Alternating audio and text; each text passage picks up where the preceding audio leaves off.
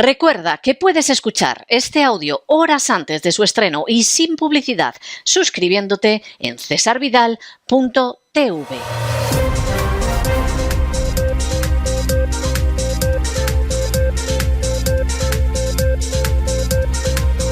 Las noticias del día. Estamos de regreso y aunque todavía no son las 12 de la noche, nos atrevemos a decir y no pensamos que somos osados, sino que simplemente conservamos un poco de sentido común y de decencia, que por supuesto hoy no va a ser el arrebatamiento.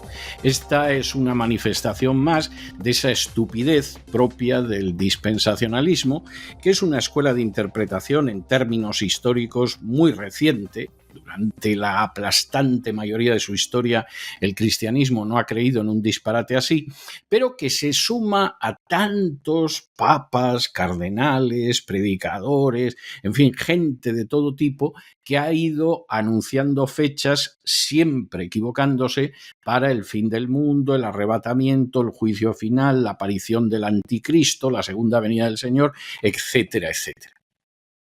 Tenemos la sensación, y por lo menos la tiene quien ahora se dirige a ustedes, de que gente que hace esto no tiene la menor autoridad espiritual. Seguir fiándose de lo que dice gente que ha dado fechas para la segunda venida de Cristo, para el arrebatamiento, y que pasan los años y siguen dale que te pego diciendo este tipo de cosas, pues es gente que no tiene ninguna autoridad espiritual. Y como enseña el propio libro del Deuteronomio, esa gente no ha hablado realmente en nombre de Dios, ha hablado siguiendo su propia soberbia y su propia prepotencia, y por lo tanto es gente a la que no habría que hacer el menor caso. Desgraciadamente se montan en eso y siguen, es decir, continúan retorciendo lo que pasa en el mundo, diciendo absurdos, de pronto comentándote que el machaque total al que está sometiendo Israel a Gaza pues es una profecía. Eso es un disparate de unas dimensiones colosales. En un momento determinado te dicen que Putin y Rusia son Gog y Magog, lo cual indica que no conocen la Biblia ni por el forro, que son unos ignorantes absolutos y que no hacen nada más que repetir disparates. Y claro, por supuesto te dan fechas para el arrebatamiento, para la segunda venida de Cristo y para cualquier cosa. Hombre, seguramente la fecha que te pueden dar para que en un momento determinado se compren una casa más grande a costa de los ignorantes e infelices que les siguen, pues esa fecha seguramente te la pueden dar bien. Pero miren ustedes, no se puede creer en gente que te está hablando de esa cercanía, que está en este mes, en este día, etcétera, y que al mismo tiempo toman disposiciones económicas y toman disposiciones de vida que indican que ellos saben que se van a quedar bastante tiempo aquí, salvo que Dios les llame a su presencia porque se mueren. Esa es la realidad. Y este es un ejemplo más, y hoy habrá gente desconcertada que en muchísimos casos, en lugar de darse cuenta de que los han engañado, y que el que los ha engañado es alguien que se ha engañado a sí mismo, o es un ignorante, o es un falso profeta directamente, pues seguramente se pueden creer una nueva fecha dentro de 2 días, lo cual demuestra que efectivamente hay gente muy crédula y que no hay más estafadores porque no hay más gente a la que se le ocurre estafar, no porque no haya gente que no pueda ser estafada. Líbrense ustedes de esta gente que además ha hecho un daño indecible al cristianismo, porque no pocos cristianos, esperando que el arrebatamiento va a ser la semana que viene, en vez de dar testimonio de Jesús en su sociedad, de ser sal y luz, de intentar cambiar el mundo en el que viven, pues se han quedado papando moscas y mirando a ver si se producía el arrebatamiento. Eso sí, también dando dinero a los que se dedican a difundir estas falsas profecías y estas falsas doctrinas. No hay más tontos porque realmente no entrenan. Bien, dejemos eso atrás. Insistimos, no son las 12 de la noche, pero sinceramente quien ahora se dirige a ustedes piensa que no se equivoca lo más mínimo afirmando que hoy, desde luego, no llega el arrebatamiento y mañana tampoco, Y mañana tampoco. Y vamos a entrar, como siempre, en nuestro boletín de noticias y vamos a empezar con el segmento de España. Bueno, España está siendo invadida. está siendo invadida desde África. Y los que no quieran verlo, pues igual que aquellos que se esperaban que el arrebatamiento iba a ser hoy, y obviamente no va a ser. Es decir, no hay peor ciego que el que no quiere ver, y en España muchísima gente aprieta los ojos para no ver.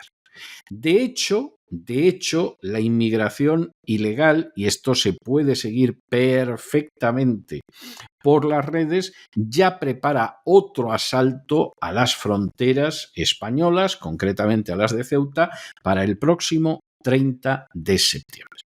Esto es algo que no se puede negar, es que uno ve cómo desembarcan, y eso parece las películas del desembarco en Normandía, cuando uno ve patera tras patera, tras patera, tras patera llena de africanos y cómo van desembarcando en las costas españolas, solo que a diferencia del desembarco en Normandía, que te la jugabas porque ahí estaban los alemanes en lo que se llamaba la Fortaleza Europa para impedir la invasión aliada, aquí entran como Pedro por su casa, por supuesto, inmediatamente paguita, alojamiento, comida, etcétera, etcétera. Y claro, pues evidentemente esto va a acabar con España. La próxima generación, porque esto no se va a alargar más de una generación, la próxima generación seguramente se preguntará cómo esta generación no impidió, por un lado, la invasión de España y no impidió que 40.000 españoles al mes se marcharan huyendo de España porque no veían ningún porvenir en España. Bueno, habrá algunos que se lo preguntarán, si consiguen salir de la apatía que les caracteriza. Y habrá otros que desgraciadamente dirán, así llegamos a conquistar España. Esto parecía imposible, pero ahora es un paraíso donde se cumple la Sharia, donde las mujeres van con velo y hay de aquella zorra a la que se le ocurra no ir con velo y no ir tapada como tiene que ir. Y además liberamos a España de la homosexualidad, la liberamos del feminismo, la liberamos de tantísimas cosas.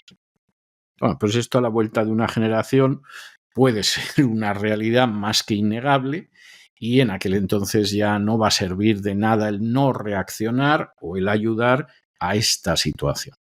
El consuelo que tiene quien ahora se dirige a ustedes es que ve muy difícil, no va a decir imposible, pero sí muy difícil una reacción del ovejuno pueblo español. Le están robando a diario los buscabonus de la agencia tributaria y no reacciona, va a reaccionar pronto a una invasión. O sea que tampoco eso es sorprendente. Pero el consuelo que tiene es que no lo va a ver. Con un poco de suerte, tal y como va esto, pues está viendo el inicio. Puede prever lo que va a ser el final, pero con un poco de suerte Dios me llevará antes a su seno y no tendré que ver cómo desaparece la tierra que me vio nacer en su día, hace ya bastantes años, dicho sea de paso.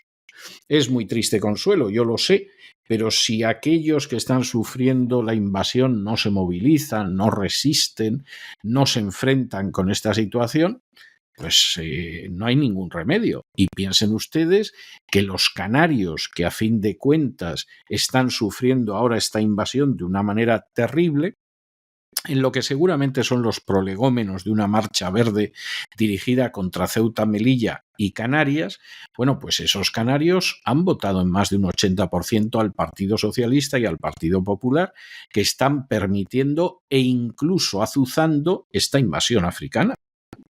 Bueno, pues si hacen ustedes estas cosas, pues las consecuencias solo pueden ser las que son. Si usted casca un huevo, no puede pretender que no se caiga la yema y que no se escurra la clara. Es que es imposible.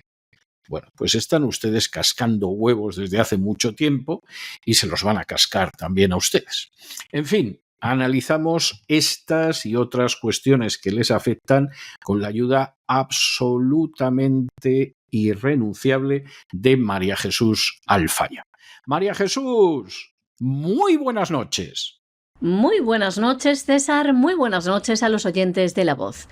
La inmigración ilegal se organizaba hace unos días a través de las redes sociales como Facebook o los grupos de WhatsApp o TikTok para preparar un asalto masivo a nuestras fronteras. Atendiendo a este llamamiento, el pasado fin de semana se reunieron en la localidad marroquí de Castillejos y así un grupo de unos 200 inmigrantes intentaban asaltar la frontera de Ceuta en la zona conocida como Finca Berrocal. También hay llamamientos masivos a través de las redes sociales para asaltar la valla de Melilla. Pero ahora se preparan de nuevo. Se están organizando para volver a asaltar nuestras fronteras a final de este mes, el 30 de septiembre. Fuentes policiales afirman que pueden provocar un serio problema. Desde su inicio, estas movilizaciones han provocado la entrada de 700 ilegales al día en nuestro país. Se hacen llamar Harraga, los que queman sus pasaportes para entrar sin problemas en nuestro país y moverse sin restricciones, y también los Harraga en referencia a los que queman las fronteras. Las hacen desaparecer directamente. Llegan del norte de África. Muchos vienen de Argelia, ciudades como Argel, Mostaganem u Orán. Para poder entrar ilegalmente en España gastan entre 2.000 y 4.000 euros. Esto lo cuentan ellos en las redes sociales, que ha creado un movimiento, todo un fenómeno donde cuelgan los vídeos que ilustran con música triunfal bajo el hashtag Harraga. Después, incluso cuando consiguen entrar, muestran fotografías de su logro, coches de la Guardia Civil, coches con matrícula española o incluso los hoteles en los que se alojan. Según fuentes policiales consultadas por Atalayar, podría ser una operación de los servicios de inteligencia de Argelia con el propósito de desestabilizar las relaciones entre Marruecos y España, dar mala imagen a Marruecos o intentar que Marruecos imponga un visado a los argelinos para tratar así de legitimar las represalias argelinas contra marroquíes. Incluso estas fuentes van más allá diciendo que el motivo del asalto masivo a las fronteras españoles es crear una crisis con Marruecos para distraer a la población de los problemas internos. Fuera de estas teorías, lo que ya saben ustedes, señores, es este plan de la agenda globalista de desestabilizar a los países con llegadas masivas de inmigrantes al norte de Europa. Bueno, y seguimos por otra de las úlceras que sufre España y que desde luego no existe la menor intención de cerrar y de curar. De hecho, es como un ulceroso que le estuviera pegando al ajenjo y a la ginebra durante todo el día a pesar de la úlcera que tiene. Pues no se le va a curar. Todo lo contrario, la úlcera hasta puede que lo mate en un momento determinado. Bueno, ¿por qué decimos esto? Bueno, pues porque el nacionalismo catalán, que es una de esas grandes, purulentas y mortíferas úlceras que padece España, ya ha amenazado al gobierno con que aquí se puede acabar todo si el gobierno no le cede el control de fronteras. Esto es algo tremendo, porque claro, los nacionalistas catalanes se están dando cuenta de que eso del Islam a la catalana, que decía Carod Rovira, una de las muchas tonterías que dijo en su día, y cosas por el estilo, pues ahora mismo les está desbordando. Y cuando de pronto tú llegas a muchas poblaciones de Cataluña, ya ves que hay zonas donde efectivamente los marroquíes, los argelinos, los pakistaníes las han tomado por completo. Y esto, por supuesto, en ciudades pequeñas, en poblaciones pequeñas, pero también en ciudades grandes. Hace ya muchos años, en un viaje a Barcelona, yo me quedé horrorizado al ver cómo toda una barriada, que yo siempre había conocido como una barriada castiza, barcelonesa, pues estaba controlada ya por los musulmanes, en su mayoría pakistaníes. Y dije, bueno, esto es el inicio, pero esto va a acabar muy mal. Y entonces, después de haber hecho esto y después de haber alentado la inmigración musulmana, porque esos, como no saben español, empiezan a hablar catalán desde el principio, y claro, preferían que llegara un marroquí a que llegara, por ejemplo, un colombiano, bueno, pues ahora se dan cuenta de lo que hay. Y claro, lo que hay es muy grave y entonces dicen, no, es que queremos controlar las fronteras, queremos evitar que siga la inmigración. A buenas horas, mangas verdes. Cuando ya las musulmanas con el hijab y vestidas hasta la planta de los pies salen con la bandera de la Esquerra, a buenas horas mangas verdes. Simplemente lo que sucede es que vienen las consecuencias de los actos. Lo que se siembra, se siega. Se sembró la estupidez profunda que ha caracterizado siempre al nacionalismo catalán. Codicioso, egoísta, insolidario, racista, pero estúpido. Porque claro, todo lo demás es malo, pero si eres listo para algo más que para robar al prójimo, pues bueno, tendría consecuencias, ¿no? Pero además es estúpido. Y claro, acaba siempre en términos históricos como el Rosario de la Aurora. Y ahora va a acabar mal. Y ahora, claro, es pretender que ahora tenemos mucho moro por aquí, tenemos mucho africano por aquí. Hostia, tú, es que hay mucho negro. Ya, pues vosotros fuisteis los que ibais en esa dirección. ¿Y ahora qué queréis? ¿Cargárselos al resto de España para que desaparezcan antes? No. La primera parte de España que se va a convertir en una zona islámica es Cataluña. Así de claro, es algo bastante claro y esto no tiene vuelta atrás, porque encima los catalanes todavía tienen menos hijos que los españoles de otras regiones españolas. Al final, pues es que la historia es terrible, se acaba recogiendo las consecuencias de los actos propios, de manera muchas veces más grave que en el caso de las vidas individuales. El control de las fronteras es una antigua reclamación del fugado de la justicia Carles Puigdemont. Ahora, un diputado de su partido, Juntos por Cataluña, lo ha recordado en el Parlamento y amenaza al gobierno con derrotas electorales. Durante el pleno del Congreso, el diputado de Junts, Josep Maria Crusset, recordó al ministro del Interior la cesión de esta competencia y también le recordó que pactaron su traspaso con el gobierno a comienzos de año para permitir la convalidación de 2 reales decretos. Crusset preguntó al gobierno qué miedo tiene de que los catalanes ejerzan las competencias de inmigración de forma excelente y apuntó que la cesión integral de lo referido a la inmigración es algo pactado con la Moncloa. Así de claro y así de fácil, dijo.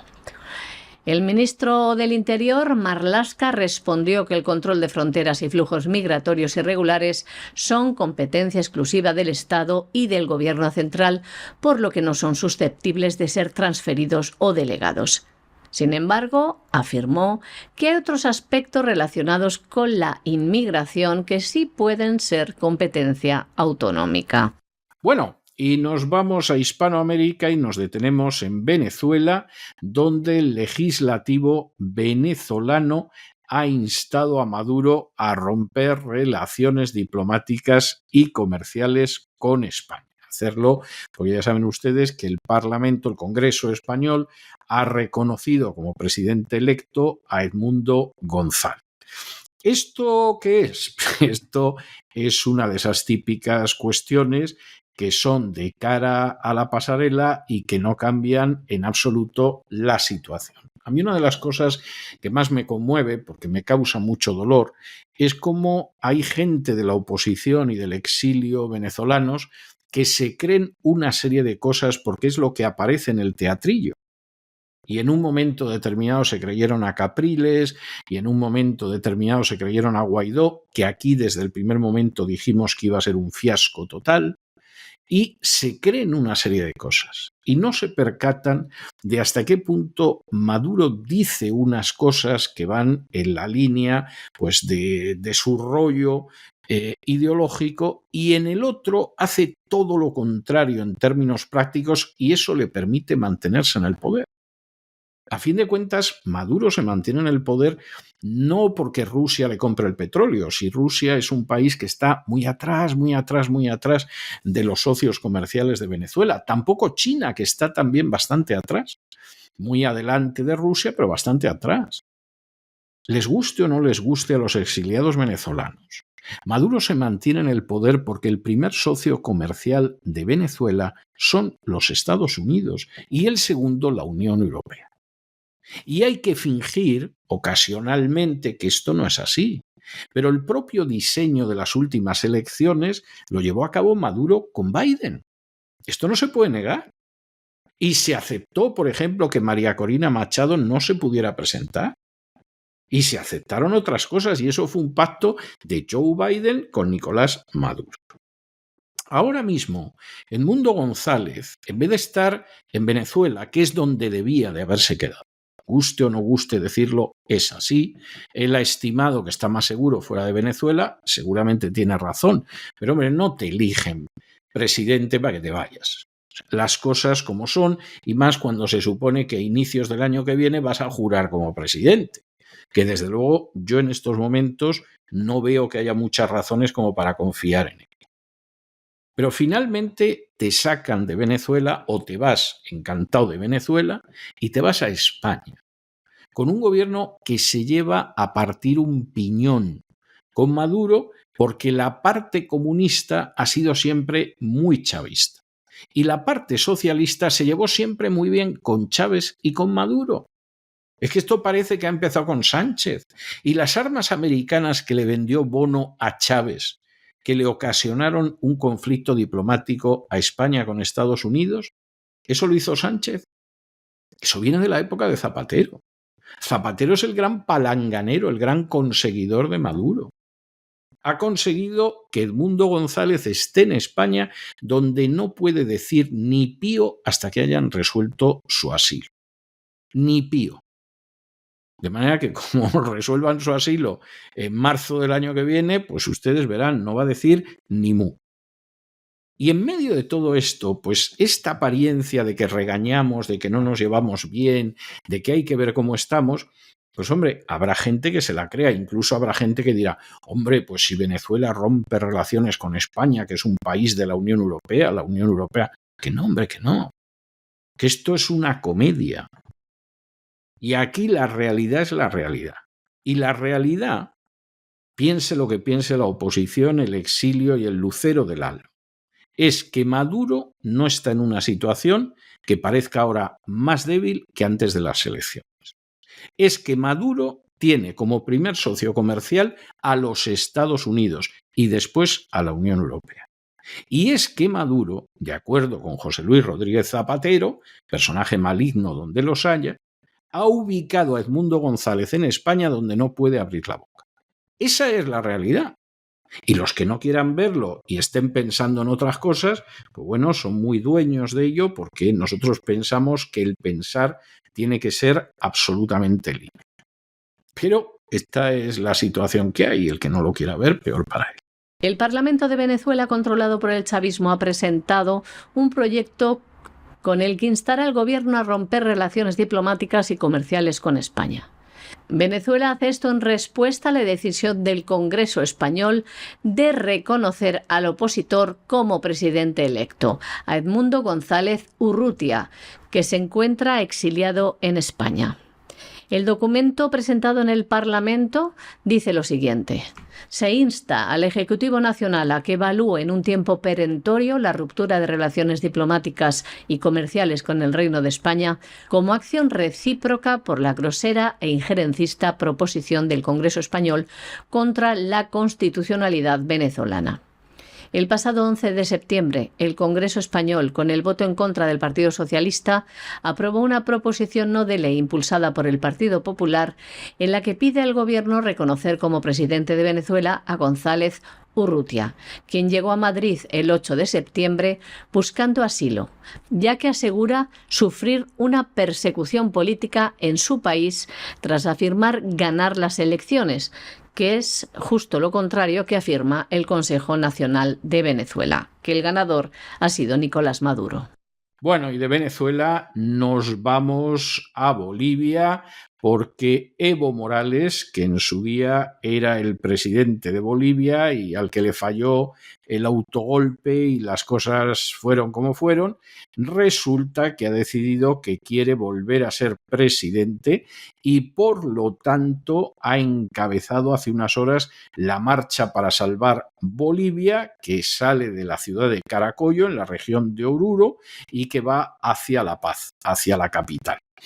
¿Qué pasa? Hombre, pues que Evo Morales es consciente que la política de Luis Arce en términos económicos deja muchísimo que desear En la época de Evo Morales la economía no fue mal, ni mucho menos. Aquí no pueden decir que si la economía iba mal, porque la economía realmente no iba mal y además estaba todavía en la etapa en la que podía mantener subvencionada a buena parte de la población, con lo cual hay mucha gente que recuerda bien a Don Evo, y claro, esto coloca en una situación muy delicada a Luis Arce, tanto que la ministra de Asuntos Exteriores de Bolivia, la señora Lunda, Sosa Lunda, pues ya ha dicho que aquí lo que pasa es que hay un golpe de Estado que se está fraguando y que este golpe de Estado lo que pretende es que Evo Morales vuelva a ser presidente. Pues sí, da la impresión de que es así, es intolerable, como muchas de las políticas que llevó a cabo en su día Evo Morales, que estuvo a un pelo de crear una dictadura perfecta. Le salió mal. Y claro, el problema es que quien se fue a Sevilla perdió su silla. En su caso, la idea de presentarse otra vez a las elecciones, pues no parece que vaya a funcionar. Y Luis Arce, teóricamente, es de su mismo partido y no está por la labor de que vuelva Evo Morales. Y vamos a ver en qué acaba todo esto. El expresidente de Bolivia, Evo Morales, partía ayer martes a la cabeza de una marcha llamada Marcha para Salvar Bolivia. Salían de la pequeña ciudad de Caracollo, en la región de Oruro, a unos 190 kilómetros de La Paz, que es donde terminará la marcha. Una caminata de una semana hasta la capital para protestar por las políticas económicas del presidente Luis Arce. Y también Evo Morales afirma que no hay dinero, que no hay combustible y que los bolivianos sufren hambre. Les contamos también que la ministra de Exteriores de Bolivia, Zelinda Sosa Lunda, ha denunciado ante la comunidad internacional que se está gestando un golpe de Estado en el país dirigido por el expresidente Evo Morales y que lo hace a través del bloqueo nacional de carreteras con motivo de sus, decía, ambiciones de poder. Y denuncia además que Morales pretende ser aceptado como candidato presidencial pese a que la Constitución se lo prohíbe. Bueno, nos vamos a internacional donde el portavoz del Departamento de Estado pues ha salido diciendo que si aumenta las Fuerzas Armadas rusas es porque Putin está dispuesto a sacrificar vidas. Luego ha dicho una cantidad de tonterías tremendas, como por ejemplo que la guerra está siendo una sangría extraordinaria para la economía rusa, que hay una cantidad de bajas tremendas, etcétera, etcétera. Vamos a ver, estos son músicas celestiales. Que los rusos están ampliando las Fuerzas Armadas no tiene vuelta de hoja. Pero ojo, porque ya están advirtiendo que si la OTAN en un momento determinado proporciona armas de largo alcance a Zelensky para atentar en el interior de Rusia, van a responder contra la OTAN. Que esto no es un farol y que esto es muy peligroso y que esto huele a armamento nuclear es tan claro que hace apenas unas horas salió Stoltenberg, que todavía es el baranda de la OTAN, para decir que tampoco había que tomárselo así y que por supuesto que había que dialogar y había que sentarse a negociar con Rusia. Es decir, Biden, que está más para allá que para acá y no va a seguir siendo presidente, pues esto es posible que le importe un pimiento si es que se entera de lo que hay. Pero claro, sobre todo las pequeñas naciones de la OTAN, que son las que se llevarían la bofetada, en aquello que en su día Ronald Reagan llamó una guerra nuclear limitada a Europa y que hizo que efectivamente en Europa se les pusieran los pelos como escarpias, pues esta es una posibilidad. Y por supuesto, el portavoz del Departamento de Estado puede decir lo que quiera, pero la economía rusa se ha mantenido con una fortaleza que no tiene la economía americana. La economía americana es más extensa, es más rica, es más productiva, pero en estos momentos tiene unas cifras que no son las de Rusia. Tiene una inflación que no controla, tiene una deuda salvaje que no puede pagar, tiene un repunte del desempleo y Rusia no está en esa situación. Es más, el rublo se ha fortalecido, lo que te están dando en los bancos rusos por las imposiciones a plazo fijo, vamos, eso no lo puedes soñar ni en Estados Unidos, ni en la Unión Europea, ni en ninguna parte del mundo. Y además se da la circunstancia de que efectivamente ahí la situación que existe pues es una situación que desde luego Rusia no se ha hundido. Si alguien está pensando en el debilitamiento, bueno, pues el Producto Interior Bruto de Rusia ha crecido muy bien, aguanta muy bien, y los que desde luego están al borde del final son los ucranianos. Es decir, aquí no hay más vuelta de hoja. No hay nada más que ver cómo han aumentado la edad de reclutamiento, cómo no quedan hombres, cómo todo el que puede se larga de Ucrania, si tiene la suerte de que no le pillen los nazis de Zelensky, en algún momento. En este combate, realmente quien lo está perdiendo no es Rusia. Y el primero que lo sabe es el secretario de Defensa, por más que diga lo que quiera. Es decir, esto no tiene más vueltas de hoja y además es que no hay nada más que ver cuál es la población de Rusia y cuál es la población de Ucrania. Si es que Ucrania siempre ha sido una región de Rusia. Es como pretender que si hubiera una guerra entre España y las Vascongadas o entre España y Cataluña, en ese enfrentamiento da lo mismo la pérdida 1 por 1. Hay una tremenda disparidad demográfica. De modo que si, en fin, si aquí lo que se intenta es decir, hombre, no os asustéis tanto en Europa, esto no es tan grave, etcétera, etcétera, etcétera, bueno, pues no va a funcionar. Pero es que además la situación es una situación que efectivamente es infumable. Aquí hay que acabar esta guerra de una vez por todas y en ese sentido el único que parece que tiene una idea clara de que hay que acabar la guerra y que eso va a significar, por supuesto, que Ucrania va a perder terreno es Donald Trump. Y ya lo han intentado asesinar 2 veces. Y la última, un personaje muy vinculado a los nazis del batallón Azov ucraniano y a otra gente pro-Ucrania. Y los datos son los que son. Y como diría Lenin, los hechos son testarudos. El gobierno estadounidense dice que el aumento del personal de las Fuerzas Armadas rusas demuestra que el presidente de Rusia, Vladimir Putin, está dispuesto a sacrificar vidas. El encargado de decir esto ha sido el portavoz del Departamento de Estado, Matthew Miller, que decía en rueda de prensa lo siguiente: es otra señal de las decisiones desesperadas que Putin ha tenido que tomar para sostener esta guerra. Habéis visto que ha sido una sangría extraordinaria para la economía rusa. Habéis visto a Rusia pagar un coste extraordinario en muertes y bajas. Cientos de miles de rusos que han muerto o resultado heridos en este conflicto. En este mismo sentido se ha pronunciado el portavoz del Pentágono, Patrick Ryder, que remarca que las tasas de bajas que está experimentando Rusia son asombrosas. Y recordaba los datos que daba el secretario de Defensa, Lloyd Austin, a principios de este mes. Más de 350.000 bajas de soldados rusos. Y decía el portavoz del Pentágono que no es de extrañar que Rusia esté buscando formas de aumentar su fuerza en el futuro.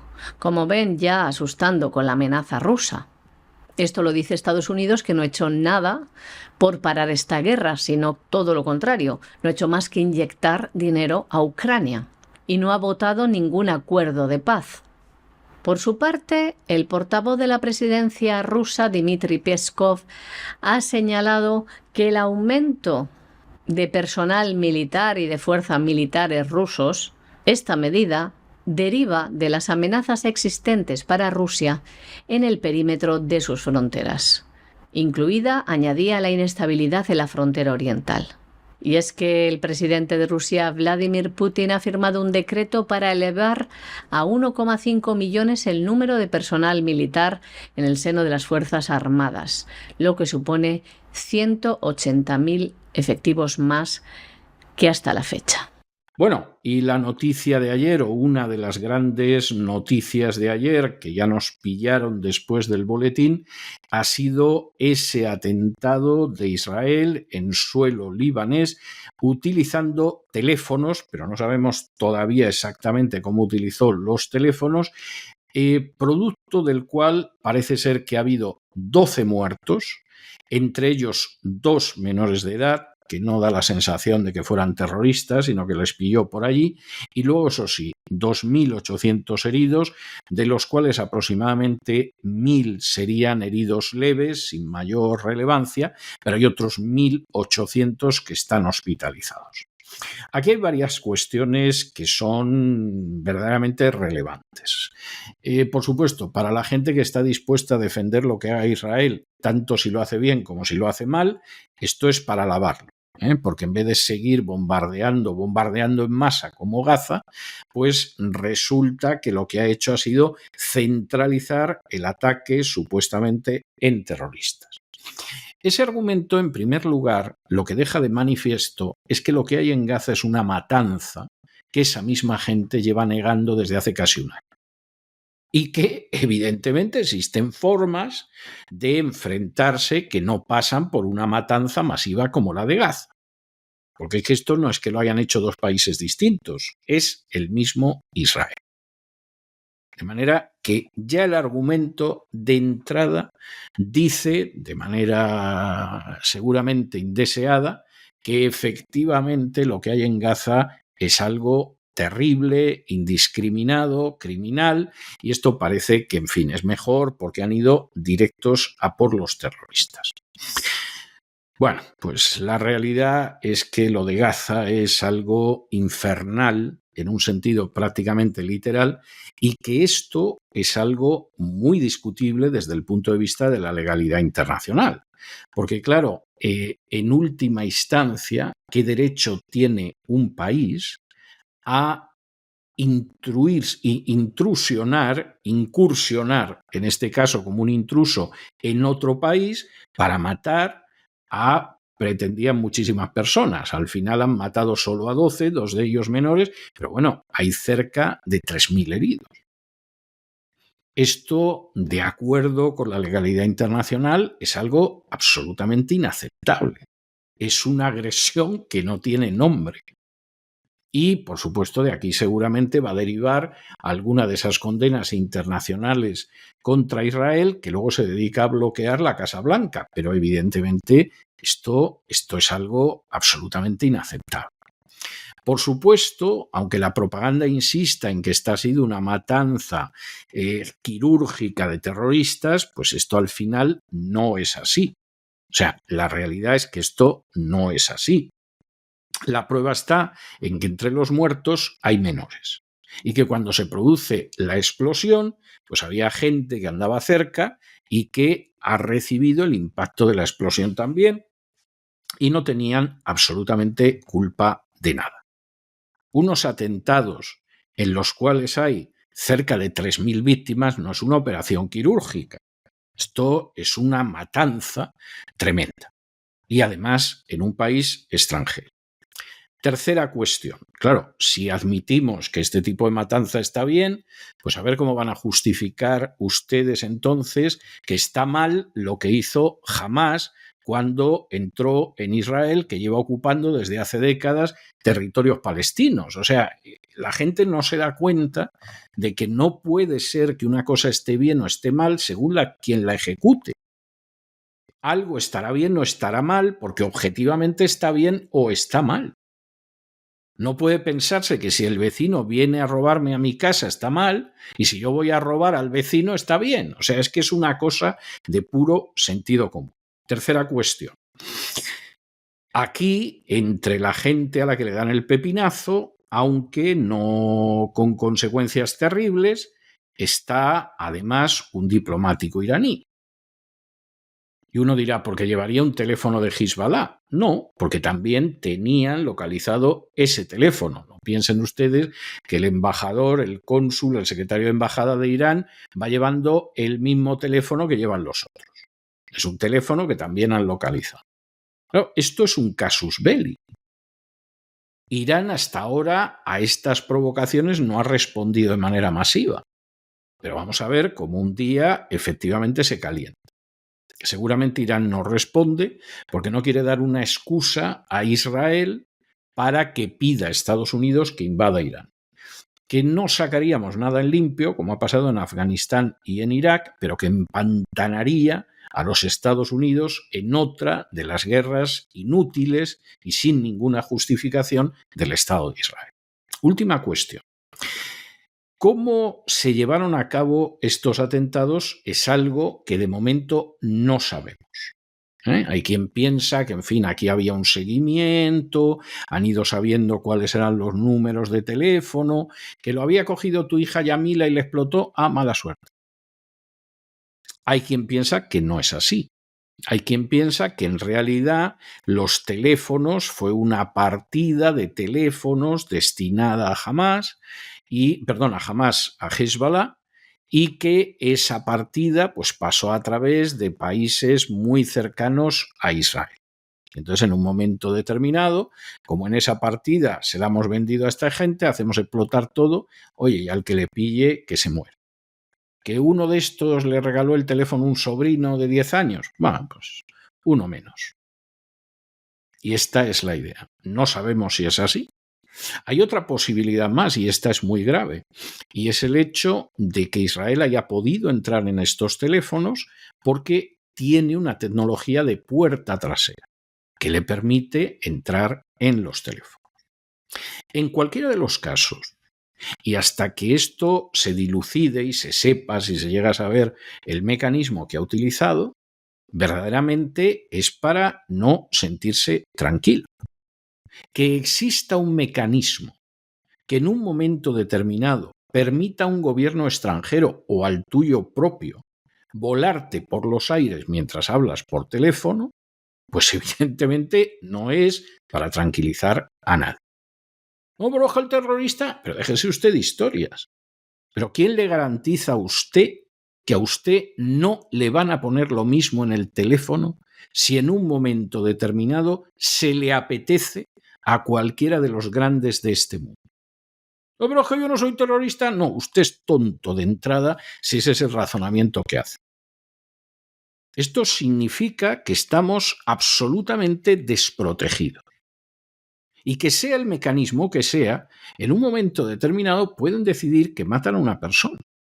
A lo mejor la pillan hablando por teléfono y la matan, pero a veces a lo mejor el teléfono se lo coge su mujer o sus niños, peligrosísimos sujetos sin duda, y son ellos los que les vuelan el cerebro. O a lo mejor no lo matan, como ha pasado con la inmensa mayoría, pero quedan heridos, quedan mutilados, etcétera, etcétera. Bueno, pero ¿en qué manos estamos? O sea, hemos llegado a un punto en el que hay poderes que pueden decidir que matan gente y lo hacen y se acabó. O sea, es algo verdaderamente extraordinario. Y en contra del derecho internacional, porque vamos a ver, si aquí la idea es que vas a hacer justicia, capturas a la gente y la juzgas. O sea, esto es de sentido común. No, aquí no capturan a la gente, la matan y se acabó. No, es que son terroristas. Bien, bien. Pues en un momento determinado, como cambien las tornas y de pronto haya una serie de personajes importantes en Israel que caigan en manos del enemigo y en vez de juzgarlos y someterlos a la ley internacional directamente los maten, ¿qué vamos a decir también? No, es que actuaron como terroristas en Gaza. No, es que en el Líbano mataron a tantas personas. No es necesario juzgarles. Se les mata y se acabó. Bueno, pues habrá gente que esto le parecerá una gran conquista. Pero esto es simplemente la ley de la selva y esto es el salvajismo institucionalizado. Y habrá gente que no lo crea, pero es así. Y cuando de pronto se justifica que efectivamente tú llegas, matas a los que quieres, y si además mueren civiles no importa absolutamente nada. Esto desgraciadamente se parece como una gota de agua a otra, a la manera en que enfocaron el asunto del enemigo ideologías verdaderamente pavorosas que existieron en el siglo XX. Verdaderamente pavorosas, pero el parecido, desgraciadamente, cada vez es mayor. Y esto es algo que es intolerable desde el punto de vista del derecho internacional y esto es algo que es absolutamente intolerable desde el punto de vista de la acción de un Estado civilizado. Y es muy triste, pero es así. Bueno, pero es que Hezbollah, pues Hezbollah tendrá muchas cosas por las que responder, todo lo que se quiera. Hezbollah tiene sobre todo una gran culpa, y es que ha derrotado en 2 guerras al Estado de Israel. Cosa que el Estado de Israel no ha asimilado. Hay gente que no asimila la derrota militar, es comprensible. Seguramente hay razones para ello, y más si has perdido personas queridas. Pero esa es la clave del asunto. Y claro, esto no hay manera de justificarlo. Pero aunque se justificara, la gran pregunta es, ¿y mañana me pueden matar a mí igual? ¿Mañana hay alguien que tiene los conocimientos suficientes para matarme igual? Mañana, por ejemplo, Marruecos va a contar con un sistema tecnológico que le ha proporcionado Israel, que podría hacer volar a los oficiales españoles en caso de una marcha verde sobre Canarias, sobre Ceuta y sobre Melilla. Porque es para preguntárselo, ¿eh? Este miércoles el gobierno de Irán ha acusado a Israel de perpetrar un acto terrorista con la explosión de miles de buscapersonas, supuestamente usados por miembros del partido milicia chií Hezbollah en el Líbano. Unas explosiones que han dejado 12 muertos, entre ellos 2 menores, y más de 2.800 heridos. 1.800 de ellos están hospitalizados. Irán lo define como asesinato en masa, crímenes de guerra, y añadía que estos actos van contra todos los principios morales y humanos y contra el derecho internacional, ataques que atribuía a Israel. Asimismo, desde Irán señalan que este ciberataque israelí usó los medios de comunicación y la tecnología como herramienta para provocar muertes entre la población civil libanesa. Una situación sin precedentes. Acusa a su vez a Israel de poner en peligro la estabilidad de la región, así como de estar perpetrando un genocidio contra los palestinos en Gaza.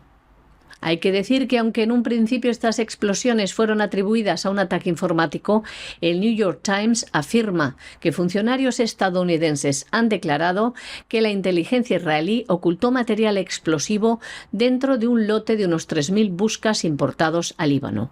Buscas encendidos que recibieron un mensaje a las 15:30 hora local que activó los explosivos. Un ataque presuntamente dirigido a miembros de Hezbollah, pero como les decimos, ha matado a población civil.